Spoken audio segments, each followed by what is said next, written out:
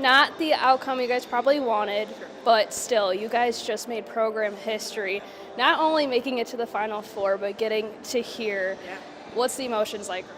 I mean, I told the girls going into today that, I was just at peace with what the outcome was. And again, we talked about just like, the outcome was already planned and that we could just go out there and play our game and play a game with some joy. And hopefully everyone saw that today, that we've got a group of girls that just love each other and love to compete. And, nobody wants to lose, but the idea that we made it this far into this game when there's so many other teams that didn't, and there's a lot of amazing teams out there that didn't get here. And so I'm just absolutely 100% proud of my girls and this team and our seniors that just left everything that they had, out there on the court this morning. So. I think we truly saw the fight out of your girls in that second set. It was neck and neck, and finally you guys tie up the game. Elias just keeps on going with their momentum. But what kept these girls in the game wanting to fight like they did? Yeah, I think, you even could probably hear it like on the bench, girls on, a couple girls on our bench just like willing us through that, again, they did not want the season to end. And I think even if we would have won the game, they didn't want this season to end. So that, I think, is what kept us going. Elias, when you look at them statistically, you're like 6 different girls with over 100 kills. They're very balanced. There's a reason that they are here. There's a reason that they have one loss and play one of the toughest schedules in the state. And so we knew that we had a tall task going into it.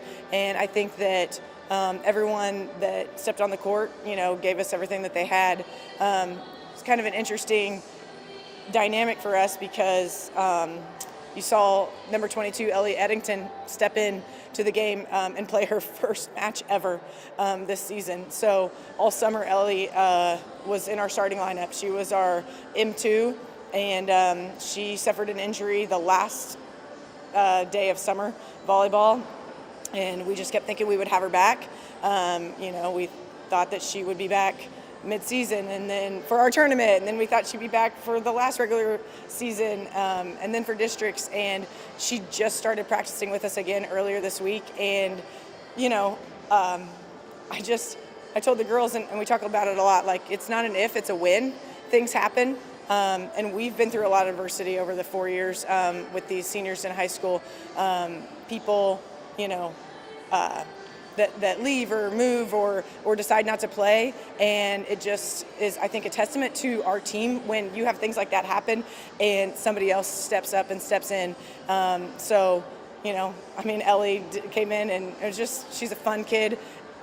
What she was able to do and stand on the sidelines and sit on the sidelines all year and watch and be just an absolute amazing teammate says a lot about her. And when you're somebody on your team that doesn't get to play a single set is like that, that, everybody else is in that same boat. They are willing to do anything and everything and be bought in, and that's, what got us here.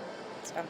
And then in that third set, I really want to bring up the fact that they're like at match point and your girls continue the fight then and there.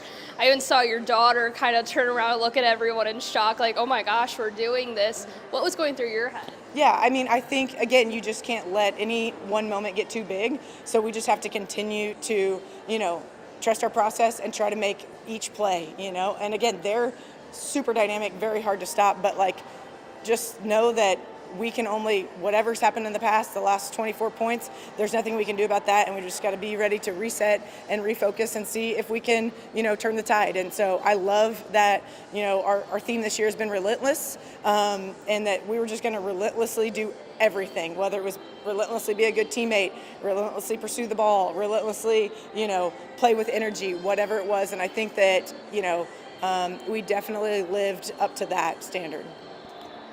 It seemed like everyone was pretty composed, and then as the award ceremony progressed, your two seniors, Avery and Cameron, seemed to get emotional then and there, and then you chatted with them while they're awarding Elias. What did you tell them? Just, that's the That is the amazing thing about team sports, right? Is that you just, we talked about it, like you spend every day in school, and you spend practice with them and bus rides and your friends, and you do all the things with them. And so there's going to be peaks and valleys in that. And so, but at the end of the day, you're in that locker room, and you know that when you look to the left and look to the right, each and every girl has your back, and you've just done something with them for 4 months straight that no one else has done, or only 4 other teams. And so, just knowing that obviously the emotions for them is that this is, finality in something that will stick with them and last forever. Team sports, the best memories that I have are playing high school sports. Lacey Stokes is the stepsister of Savannah Damp, and she was at our quarterfinal game, and she literally said, she's like, they won the game at home like we did to go to the Final Four, and she said, I played, All-American at Missouri Southern, amazing player at Missouri State, D1 basketball, and nothing is like playing with your friends for your hometown, for your community. And so, our girls see that and they get that, and that's the emotion I think that you see, is that this is for them the end of something. And I know that they've, built those building bricks to get us another step further, so I'm just so proud of them and so fortunate to have 2 amazing, seniors.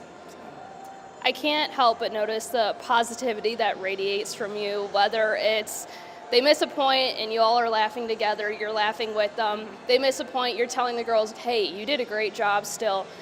The comments yesterday on our post, everyone's saying, Coach Bridgett, she's phenomenal, she's amazing. What does it mean to you to see these other people also seeing the impact you've made on these girls and the program? Yeah, sure.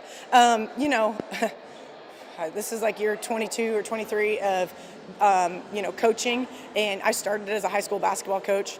Basketball is a tough sport because, there's not a net that separates the physicality, right? Volleyball, you take your physicality out on a ball. Basketball, you're, posting up and not running into people and stuff. And I come from a family of coaches. My dad's been a head basketball coach for 30 some odd years. My mom was a head volleyball coach at Mount Vernon prior to me. And so that's just what I've always grown up with. Now, our probably identity, especially as a young coach, was to be very passionate and very fiery. And just as I've gotten older, and you have to adapt and adjust to what your team responds to. And our team responds to, their identity is fun. Really, their identity is to have fun and enjoy the moment. And so, the best way to get the best out of them is to do just that. So keeping it light and just knowing that we're not going to do anything. That's what we talked about. We're not going to do anything extraordinary today. We can't. We can only do what we know how to do. And we've built that foundation every day in practice. So it just allows you, like I said, to just really have a sense of peace about what you're doing out there, and just to know that we're going to go out there and we're going to have fun and play hard. And I hope that everybody sees that and notices that. But the volleyball coaching community is probably the best coaching community that I've ever been a part of. And just raising people up and lifting each other up, and I'm privileged to be a part of it.